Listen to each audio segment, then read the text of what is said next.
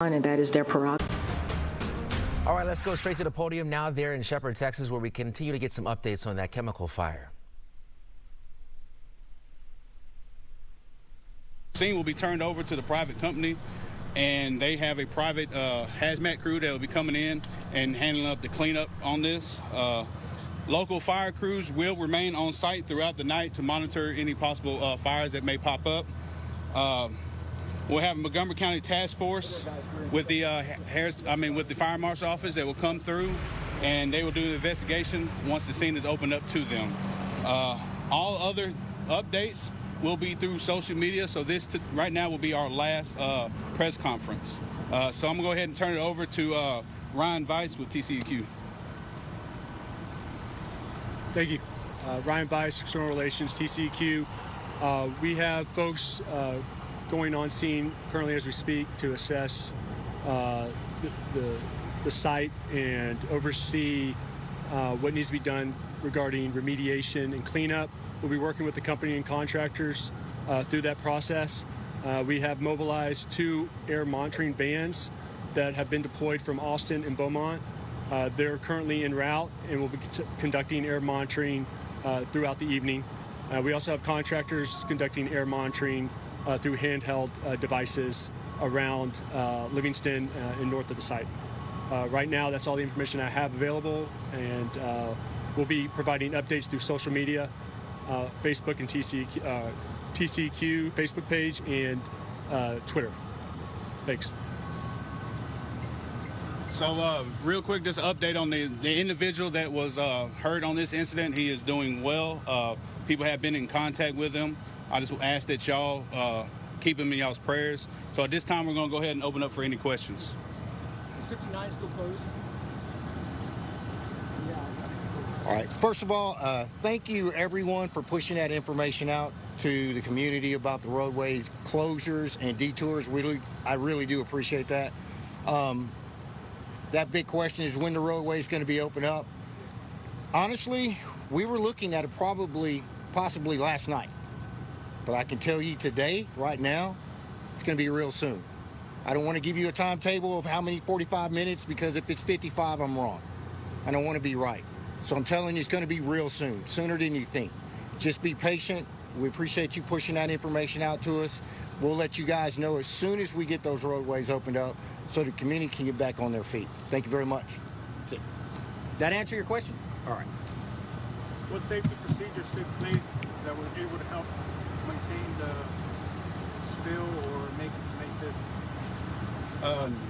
So the answer to your question is, so the company, like I said, they have a real good track record of ensuring that their employees are very well trained on dealing with hazmat. We brought in some very well trained professionals out of Harris County, Montgomery County, Liberty County, Polk County, and our county, and they've been working real well together trying to get this knocked out. And how long will the air quality testing be going on? Will this be for a few days, for a week? Do you have a time period for that? I don't have a time period right now. Once our folks arrive around the site and start conducting some air monitoring, we'll review that data and make those decisions at a later date. And if people start to feel anything, respiratory illnesses, outside of contacting their doctor, do they need to report that to anybody? I would just report that to local health officials and go from there. Can you guys tell us any more information about the forklift incident that may have caused the fire? So the preliminary investigation was that there was an individual that was working on the forklift, and he noticed that there was some chemicals leaking from a container. He went to lift that container up, and then he noticed that there was a fire and there was ignition. Like I said, we won't have any more information on that until after the investigation is completed. Was the fire already started when he went to lift it, or was it in separate events? I can't answer that question for you. Can someone answer the question what parents should call children, what they should do? Should they be concerned about kids that want to go outside and play with the air quality? Like we said, we've had monitors out all day. There's, as of right now, there hasn't been anything detected in the air. Ryan, could you speak to the record of this company? I understand there was a evaluation done in the last year or so here. I can't speak to that right now, but I can follow up with you and get you that information. I can probably give you an answer. Jeff Harfield, Sound Resource Solutions. TCEQ has been out to the facility. They did a 2-day evaluation in February, and no deficiencies, not even a suggestion as to what we could do better. The company's tried to be a good steward for 14 years. We got a lot of work to do to figure out the incident itself, and so I don't want to comment a lot on it. And I know people want answers. We're going to get you answers, not speculation. But our record with TCEQ is good. We're proud of the work we do. It doesn't look like it today. But again, we're the people you want doing this type of work. Yes, sir. Can you just talk on a personal level for you and the employees how this has kind of been an impact for y'all today? We grew from nothing to 40 employees out here, and we're proud of what we do. They're proud of what they do. Everybody just wants to know, how are we going to get back? So everybody's coming together. Everybody's really concerned that one of us got hurt today and that he's burned. So we're all really just hoping that that goes well. As long as he's okay, then we can fix the rest. You had mentioned earlier the flammable materials that you work with in there. Can you talk about what those are actually used for and what you elaborate on what you make? Yeah, we work in oil and gas, paint and coatings, and wastewater treatment. The flammable material we handle is very similar to diesel. It's the same danger you have when you're pumping your gas. So, I'm sorry.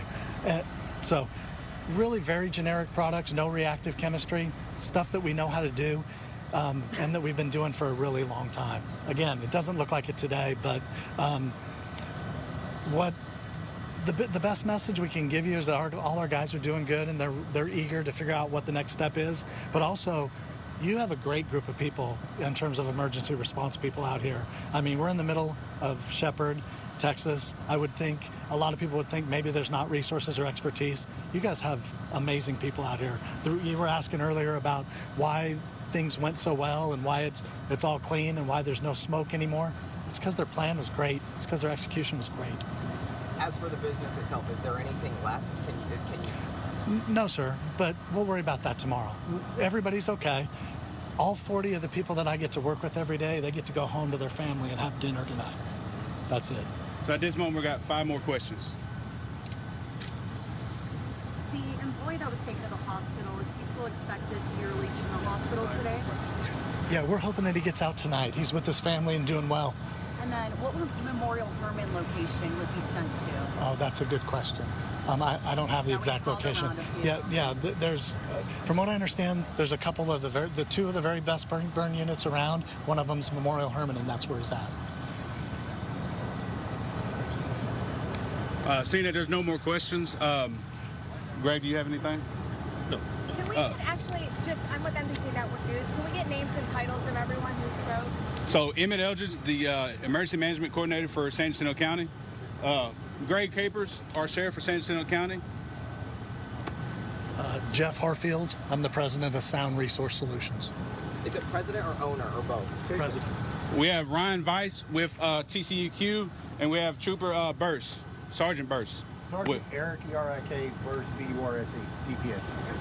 So in closing, I would like to say thank you to the local communities. Thank you for everybody that's watching, and keep with your prayers. I want to say thank you for the local fire departments that's been showing up, the private companies that have been helping us out, and like I said, all other information will be released via social media. Thank y'all. All right, you guys just witnessed our 3rd and final press conference here from the emergency management in San Jacinto County, along with other state and local officials, as well as we continue to follow that explosion that happened there at Sound Resource Solutions there in Shepherd, Texas. And what we learned that's new from our last press briefing that happened around 1 o'clock is that still everyone is okay. That one person that went to the hospital is going to return home and be okay, which is great. One thing that stood out to me, though, is whenever they said that it all started whenever somebody was operating a forklift, and they weren't real sure on the details, but it sounded like the person operating the forklift noticed something leaking, went over, and I'm not sure if the fire started when they went to move something or if the fire was already started at that point. That was something that was asked during that press conference, and the person who was responding wasn't real sure on exactly what had happened there, but basically the person operating the forklift noticed that there was something leaking, went over to that area, and then we had this fire, which led to this massive explosion sounds and the massive flames that all happened just after 8 o'clock this morning. Still, fire crews are out there working to put water and foam on that area to make sure all the hot spots are out. We also did learn, too, that the roads that have been closed around that area will be opening soon. US 59 and some other areas around there have been closed since this happened early this morning, and it sounds like that's going to be opening real soon. We don't have an exact time, but they did say that should be opening soon. So it's still a developing situation. I'm sure we're going to learn even more, even though the news briefings are over. They said they'll update us on social media. All right, yeah, and then in regards to that, again, that person that was injured, he's in the hospital, but the assumption here is with his family currently, certainly hoping for him to get back home. Thank you guys so much for joining us for this quick update here. We're going to be back here on your news at 5 p.m. giving you guys the very latest. Thank you.